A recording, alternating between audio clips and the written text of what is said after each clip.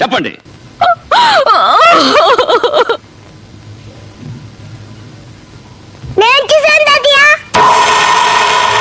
ఏం చూసావు నాన్న? ఈ మామ ఈ అక్కని భుజం పైన వేసుకొని తీసుకెళ్ళాడు. అక్కేమో నన్ను కాపాడండి కాపాడండి అని అరిచింది.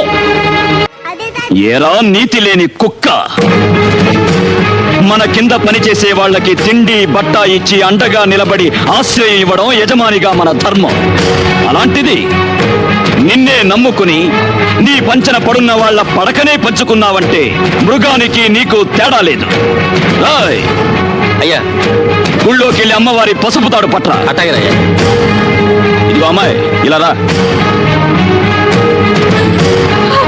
ఏ చేతులతో అయితే ఆ అమ్మాయి జీవితాన్ని నాశనం చేశావో అదే చేతులతో ఆ అమ్మాయి మెళ్ళో తాళి కట్టి కొత్త జీవితాన్నివ్వు.